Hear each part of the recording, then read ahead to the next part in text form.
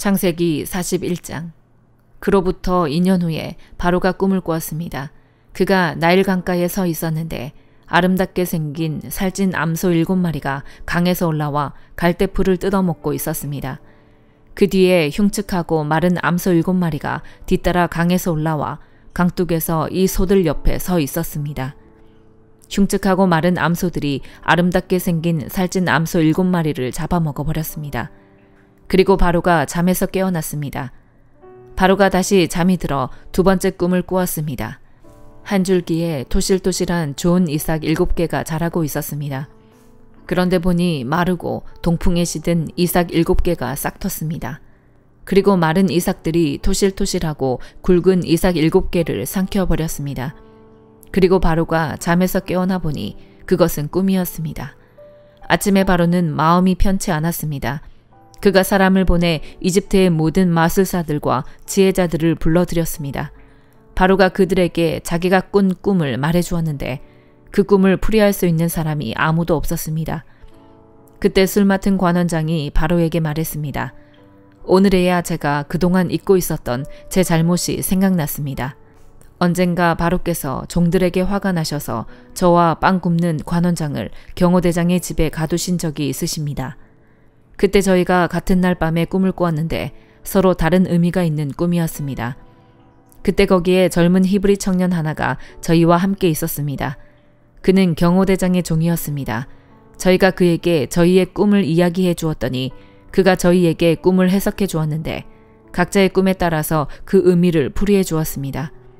그리고 그가 저희들에게 해석해 준 대로 일이 이루어졌습니다. 저는 제자리로 돌아오게 됐고 빵 굽는 관원장의 목이 매달렸습니다. 바로가 사람을 보내 요셉을 불러들였습니다. 그들은 즉시 요셉을 감옥에서 데리고 나왔습니다. 그는 수염을 깎고 옷을 갈아입은 다음 바로 앞에 나갔습니다. 바로가 요셉에게 말했습니다. 내가 꿈을 꾸었는데 아무도 그것을 풀지 못했다. 내가 너에 대해 하는 말을 들어보니 너는 꿈 이야기를 들으면 풀 수 있다고 하더구나. 요셉이 바로에게 대답했습니다. 제가 아니라 하나님께서 바로께 평안한 대답을 주실 것입니다. 바로가 요셉에게 말했습니다. 꿈속에서 보니 내가 나일강 뚝에 서 있었다. 그런데 살찌고 모양새가 좋은 암소 7마리가 강에서 올라와 갈대풀을 뜯어먹고 있었다. 그 뒤를 이어 약하고 보기에 아주 흉하며 야윈 다른 소 7마리가 올라왔다. 나는 이집트 온 땅에서 그렇게 형편없는 소들을 본 적이 없다. 그런데 그 형편없고 마른 소들이 처음에 살찐 소 7마리를 잡아먹는 것이다. 그것들은 먹고 나서도 굶은 것처럼 여전히 그 생김새가 형편없었다. 그리고 내가 잠에서 깨었다. 다시 내가 꿈에서 보니 굵고 좋은 알곡이 달린 7개의 이삭이 한 줄기에서 자라나고 있었다. 그 뒤를 이어 마르고 동풍에 시든 7개의 이삭이 싹 텄다. 그러고 나서 그 마른 이삭들이 좋은 이삭 7을 삼켜버렸다. 내가 이것을 마술사들에게 말해주었지만 내게 그 꿈을 설명해주는 사람이 없었다. 요셉이 바로에게 말했습니다. 바로의 꿈은 다 같은 것입니다. 하나님께서 이제 하시고자 하는 일을 바로께 보여주신 것입니다. 7마리 좋은 소는 7년을 말하며 7개의 좋은 이삭도 7년을 말합니다. 이 꿈은 같은 것입니다. 나중에 나온 7마리의 마르고 형편없는 소들 역시 7년을 말하고 동풍에 마른 속이 빈 이삭 7도 흉년이 7년 동안 있을 것을 말합니다. 제가 바로께 말씀드린 것과 같이 이것은 하나님께서 이제 하시고자 하는 일을 바로께 보여주신 것입니다. 두고 보십시오. 이집트 온 땅에 7년 동안 큰 풍년이 있게 될 것입니다. 그 후에 7년의 흉년이 뒤따를 것입니다. 그러면 이집트의 모든 풍요로움이 잊혀지고 기근이 땅을 뒤덮을 것입니다. 뒤에 따라올 기근이 너무 심해 이 땅에 풍요로움이 있었는지 기억조차 못하게 될 것입니다. 이 꿈이 바로께 2번이나 반복해 보인 것은 이 일을 하나님께서 결정하셨고 하나님께서 이 일을 서둘러 행하실 것이기 때문입니다. 이제 바로께서는 분별력과 지혜가 있는 사람을 찾아 이집트 땅 위에 세우십시오. 바로께서는 이렇게 행하십시오. 온 땅의 감독들을 임명하시고 7년의 풍년 동안 이집트에서 추수한 곡식의 5분의 1을 거둬들이게 하십시오. 이제 다가올 풍년 동안에 이 식량들을 모아들이시고 왕의 권한 아래 이 곡식들을 각 성읍에 쌓아놓고 지키게 하십시오. 이 양식들은 이집트 땅에 일어날 7년 동안의 흉년에 대비한 식량이 될 것입니다. 그러면 이 땅이 흉년으로 망하는 일이 없을 것입니다. 이 제안이 바로와 그의 모든 신하들에게 좋게 여겨졌습니다. 바로가 자기 신하들에게 말했습니다. 우리가 이 사람처럼 하나님의 영이 있는 사람을 찾을 수가 있겠느냐? 바로가 요셉에게 말했습니다. 하나님께서 너에게 이 모든 것을 알려주셨으니 너만큼 분별력과 지혜가 있는 사람이 없을 것이다. 너는 내 집을 다스리도록 하여라. 내 모든 백성이 네 명령에 순종할 것이다. 내가 너보다 높은 것은 이 왕의 자리뿐이다. 바로가 요셉에게 말했습니다. 보아라, 내가 지금 너를 이집트 온 땅 위에 세우노라. 바로가 자기 손가락에서 반지를 빼 요셉의 손가락에 끼워주고 고운 삼배로 된 옷을 입히고 그 목에는 금목걸이를 걸어 주었습니다. 그는 또한 요셉을 자기의 두 번째 수레에 태웠습니다. 사람들이 요셉 앞에서 무릎 꿇고 절하라고 외쳤습니다. 이렇게 해서 바로는 요셉에게 이집트 온 땅을 맡겼습니다. 바로가 요셉에게 말했습니다. 나는 바로다. 네 말이 떨어지기 전에는 이집트 온 땅에서 자기 손이나 발을 움직일 사람이 없을 것이다. 바로가 요셉에게 사브낫 바네아라는 이름을 지어주었습니다. 그리고 온의 제사장인 보디베라의 딸 아스낫을 그에게 아내로 주었습니다. 요셉이 이집트 땅을 다스렸습니다. 요셉이 이집트 왕 바로 앞에 서게 됐을 때 그의 나이 30세였습니다. 요셉은 바로 앞에서 나와 이집트를 두루 살피고 다녔습니다. 땅은 7년의 풍년 동안 풍성하게 많은 소출을 냈습니다. 요셉은 그 7년의 풍년 동안 이집트에서 생산된 모든 양식을 걷어 여러 성에 쌓아두었습니다. 그는 각 성의 주변에 있는 밭에서 거둔 양식들을 각 성에 저장해 두었습니다. 요셉은 바다의 모래처럼 어마어마하게 많은 양의 곡식을 모아두었습니다. 그 양이 너무 많아서 그는 다 기록할 수가 없었습니다. 흉년이 들기 전에 온의 제사장 보디베라의 딸 아스낫이 요셉에게 두 아들을 낳아 주었습니다. 요셉은 하나님께서 나로 하여금 내 모든 수고와 내 아버지 집의 모든 일을 다 잊게 하셨다라고 하며 맏아들의 이름을 므낫세라고 지었습니다. 그리고 그는 하나님께서 나로 하여금 내 고난의 땅에서 번영하게 하셨다라고 하며 작은 아들의 이름을 에브라임이라고 지었습니다. 이집트 땅의 7년의 풍년이 끝났습니다. 그리고 요셉이 말한 대로 7년의 흉년이 시작됐습니다. 다른 모든 나라에도 흉년이 들었지만 이집트 온 땅에는 식량이 있었습니다. 온 이집트 땅도 굶주리게 되자 백성들이 식량을 구하며 바로에게 부르짖었습니다. 그때 바로가 모든 이집트 백성들에게 요셉에게 가서 그가 하라는 대로 하라고 말했습니다. 흉년이 온 땅에 닥치자 요셉은 창고를 열어 이집트 백성들에게 곡식을 팔았습니다. 이집트 땅에 기근이 아주 심했습니다. 온 땅에 기근이 심했기 때문에 온 세상 사람들이 곡식을 사러 이집트에 있는 요셉에게로 왔습니다. 마가복음 11장. 그들이 예루살렘에 가까이 와서 올리브산 근처 벳바게와 베다니에 이르렀을 때 예수께서 제자 2명을 보내시며 말씀하셨습니다. 저기 보이는 마을로 들어가라. 그곳에 들어가 보면 아직 아무도 탄 적이 없는 새끼 나귀 하나가 매여 있을 것이다. 그 나귀를 풀어서 이리로 끌고 와라. 만약 누가 왜 이러느냐고 물으면 주께서 필요하시니 쓰고 제자리에 갖다 놓겠다고 하라. 그들이 가서 보니 길거리 어느 문 앞에 새끼 나귀가 매여 있었습니다. 그들이 나귀를 풀고 있는데 거기서 있던 사람들이 물었습니다. 뭘 하는 것이요? 왜 나귀를 풀고 있어? 그들이 예수께서 일러주신 대로 대답하자 그 사람들이 허락해 주었습니다. 그들이 나귀를 예수께 끌고 와서 자기들의 겉옷을 그 위에 얹어드리자 예수께서 나귀를 타셨습니다. 많은 사람들이 길 위에 겉옷을 깔아드렸고 또 어떤 사람들은 들에서 나뭇가지를 꺾어와 길에 깔기도 했습니다. 앞서가는 사람들과 뒤따라가는 사람들이 외쳤습니다. 호산나 복이 있으리로다.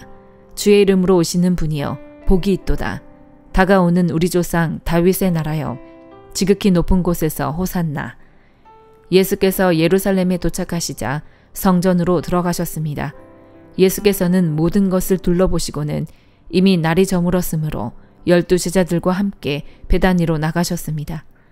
이튿날 베다니를 떠나시려는데 예수께서 배가 고프셨습니다. 예수께서 멀리 잎이 무성한 무화과 나무를 보시고는 열매가 있을까 해서 가보셨습니다.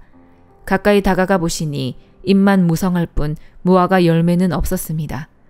무화과 철이 아니었기 때문입니다. 예수께서 그 나무에게 말씀하셨습니다. 이제부터 어느 누구도 네 열매를 따먹지 못할 것이다. 예수의 제자들도 이 말씀을 들었습니다. 예루살렘에 도착하시자마자 예수께서 성전으로 들어가 거기서 장사하던 사람들을 내쫓기 시작하셨습니다. 예수께서는 돈 받고 주는 사람들의 상과 비둘기 파는 사람들의 의자를 둘러엎으셨습니다. 그리고 어느 누구라도 장사할 물건들을 들고 성전 안으로 지나다니지 못하게 하셨습니다. 그리고 예수께서 사람들을 가르치시며 말씀하셨습니다. 내 집은 모든 민족들이 기도하는 집이라 불릴 것이다 라고 성경에 기록되어 있지 않았느냐. 그런데 너희는 이곳을 강도의 소굴로 만들고 말았다. 이 말을 듣고 난 대제사장들과 율법학자들은 예수를 죽일 방도를 궁리하기 시작했습니다. 그들은 모든 사람들이 예수의 가르치심에 놀라는 것을 보고 예수를 두려워했던 것입니다. 저녁 때가 되자 예수와 제자들은 성 밖으로 나갔습니다. 이튿날 아침 예수와 제자들이 지나가다 뿌리째 말라버린 무화과 나무를 보았습니다. 베드로는 생각이 나서 예수께 말했습니다. 선생님 보십시오. 저주하셨던 무화과 나무가 말라버렸습니다. 예수께서 대답하셨습니다. 하나님을 믿어라. 내가 너희에게 진실로 말한다. 누구든지 저 산에게 들려서 바다에 빠져라 하고 마음에 의심하지 않고 말한 대로 될 줄 믿으면 그대로 이루어질 것이다. 그러므로 내가 너희에게 말한다. 무엇이든지 너희가 기도하고 간구하는 것은 이미 받은 줄로 믿으라. 그러면 너희에게 그대로 이루어질 것이다. 서서 기도할 때에 어떤 사람과 등진 일이 있다면 그 사람을 용서해 주라. 그러면 하늘에 계신 너희 아버지께서도 너희 죄를 용서해 주실 것이다. 그들이 다시 예루살렘으로 들어갔습니다. 예수께서 성전을 거닐고 계시는데 대제사장들과 율법학자들과 장로들이 다가와서 물었습니다. 당신이 무슨 권세로 이런 일을 하는 것이요? 누가 이런 권세를 주었소? 예수께서 대답하셨습니다. 나도 한 가지 물어보겠다. 대답해보라. 그러면 내가 무슨 권세로 이런 일을 행하는지 말해주겠다. 요한의 세례가 하늘로부터 왔느냐 사람으로부터 왔느냐 말해보라. 그들은 자기들끼리 의논하며 말했습니다. 만약 우리가 하늘로부터 왔다라고 하면 저 사람이 그러면 왜 요한을 믿지 않았느냐라고 할 것이다. 그렇다고 해서 사람으로부터 왔다라고 할 수도 없지 않는가. 많은 사람들이 요한을 진정한 예언자로 믿고 있었기 때문에 그들은 백성들이 두려웠던 것입니다. 그래서 그들은 예수께 잘 모르겠소라고 대답했습니다. 예수께서 말씀하셨습니다. 그렇다면 나도 무슨 권세로 이런 일을 하는지 너희에게 말하지 않겠다. 욥기 7장. 사람이 땅에서 사는 것이 고된 종살이가 아닌가. 그 삶이 품꾼의 삶과 다를 바가 무엇이겠는가. 종이 땅거미 지기를 간절히 기다리는 것 같이 품꾼이 하루품삯을 애타게 기다리는 것 같이 나도 몇 달 동안 허무한 일을 당하고 비참한 밤이 나를 위해 정해졌다네. 내가 누울 때 내가 언제나 일어날까 밤이 언제 끝날까 하지만 새벽까지 이리저리 뒤척인다네. 내 몸은 벌레와 흙먼지로 옷 입었고 내 살은 골마 터졌다네. 내 인생이 배틀의 북보다 빠르게 지나가니 소망도 없이 끝나고 마나 보네. 내 인생이 바람임을 기억해 주십시오. 내 눈이 다시는 좋은 것을 보지 못할 것 같습니다. 지금 나를 보는 눈이 더는 나를 못 보고 주의 눈이 나를 찾아도 내가 더는 존재하지 않을 것입니다. 구름이 사라져 없어지듯이 무덤으로 내려가는 자는 돌아오지 않는 법입니다. 그가 다시는 자기 집에 돌아오지 못하고 그가 있던 자리도 더는 그를 알지 못할 것입니다. 그러므로 내가 입을 다물지 못하겠습니다. 내 영이 이렇게 고통을 받으면서 말하고 내 영혼이 이렇게 쓰라려 하면서 원망할 것입니다. 내가 바다입니까? 아니면 바다의 괴물입니까? 주께서 왜 나를 감시하십니까? 내 침대가 나를 편하게 해주겠지. 내 보금자리가 내 원망을 받아주겠지라고 하면 주께서는 꿈속에서 두렵게 하시고 환상으로 무섭게 하십니다. 내 영혼이 차라리 질식해서 죽는 게 이런 몸으로 사는 것보다 낫다 싶습니다. 나는 사는 게 싫습니다. 영원히 살 것도 아닌데 나를 혼자 내버려 두소서. 내 인생이 허무하기 짝이 없습니다. 사람이 무엇인데 주께서 그를 크게 생각하시고 그에게 그렇게 많은 관심을 쏟으십니까? 왜 그렇게 아침마다 감시하시고 순간마다 시험하십니까? 주께서 언제까지 나를 떠나지 않으시겠습니까? 침을 꼴깍 삼키는 동안만이라도 나를 가만히 내버려 두지 않으시겠습니까? 오, 사람을 감시하시는 분이여, 내가 죄를 지었다 해도 그것이 주께 무슨 일이 되겠습니까? 주께서 왜 나를 관역으로 삼으셔서 내가 내 자신에게 짐이 되게 하십니까? 주는 왜 내 허물을 용서하지 않으시고 내 죄를 없애주지 않으십니까? 이제 내가 흙먼지 속에 누울 것입니다. 주께서 아침에 나를 찾으셔도 내가 더는 없을 것입니다. 로마서 11장. 그러면 내가 묻겠습니다. 하나님께서 자기 백성을 버리셨습니까? 결코 그럴 수 없습니다. 나 자신도 이스라엘 사람이요 아브라함의 씨에서 난 자요 베냐민 지파에 속한 사람입니다. 하나님께서는 미리 아신 자기 백성을 버리지 않으셨습니다. 여러분은 성경이 엘리야에 관해 말한 것을 알지 못합니까? 그가 이스라엘을 고발해 하나님께 호소하기를 주여 그들이 주의 예언자들을 죽이고 주의 제단들을 부수었습니다. 오직 저만 남았는데 그들이 제 목숨도 찾고 있습니다. 라고 했습니다. 그러나 하나님께서 그에게 무엇이라고 대답하셨습니까? 내가 나 자신을 위해 바알에게 무릎을 꿇지 않은 7,000명을 남겨두었다라고 하셨습니다. 그러므로 이와 같이 지금도 은혜로 선택을 받아 남은 사람이 있습니다. 그리고 만일 은혜로 된 것이면 행위로 인한 것이 아닙니다. 그렇지 않으면 은혜는 더 이상 은혜가 되지 못합니다. 그러면 무엇입니까? 이스라엘은 자기들이 찾던 것을 얻지 못했습니다. 오직 택하심을 받은 사람이 얻었고 나머지 사람들은 완악해졌습니다. 기록되기를 하나님께서 오는 날까지 그들에게 혼미한 심령과 보지 못하는 눈과 듣지 못하는 귀를 주셨다라고 한 것과 같습니다.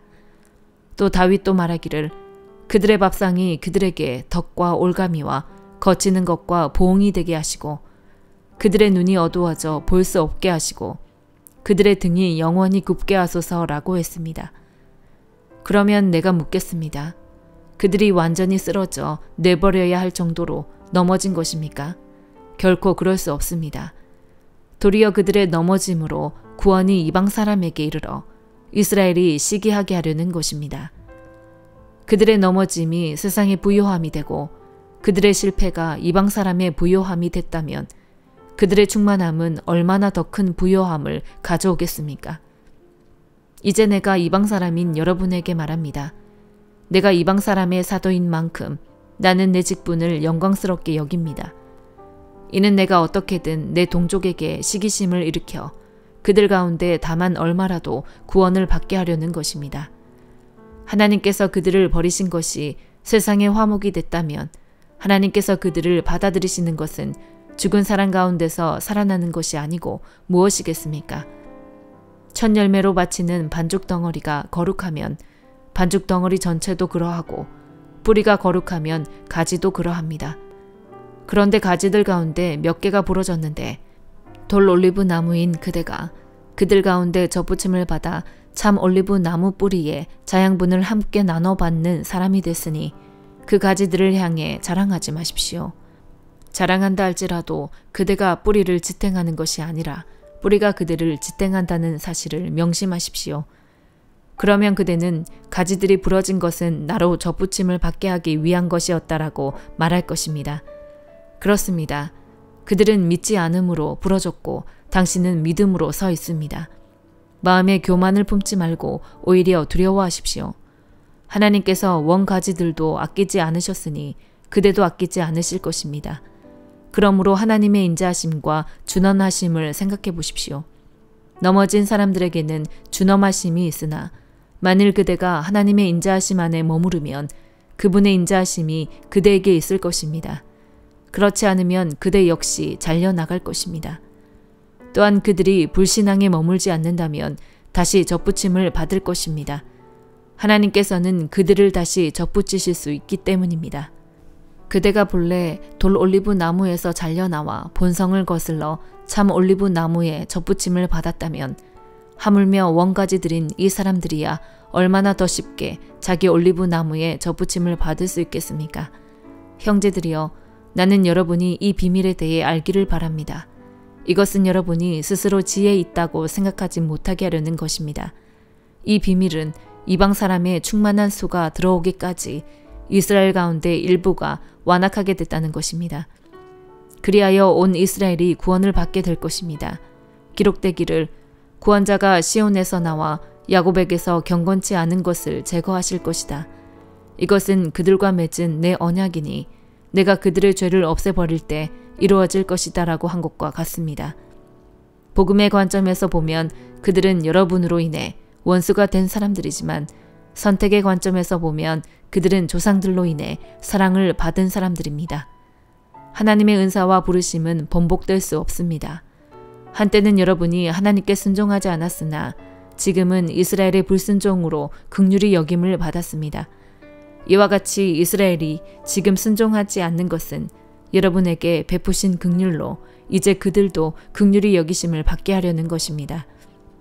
하나님께서 모든 사람을 불순종 가운데 가두신 것은 모든 사람에게 긍휼을 베푸시기 위함입니다. 깊도다 하나님의 부여와 지혜와 지식이여, 그분의 판단은 헤아릴 수 없으며 그분의 길은 찾아낼 수 없도다. 누가 주의 마음을 알았는가? 누가 주의 조언자가 됐는가? 누가 주께 먼저 드려 주의 보상을 받겠는가? 만물이 그분에게서 나오고 그분으로 인해 있고 그분에게로 돌아갑니다. 그분에게 영광이 영원토록 있기를 빕니다. 아멘.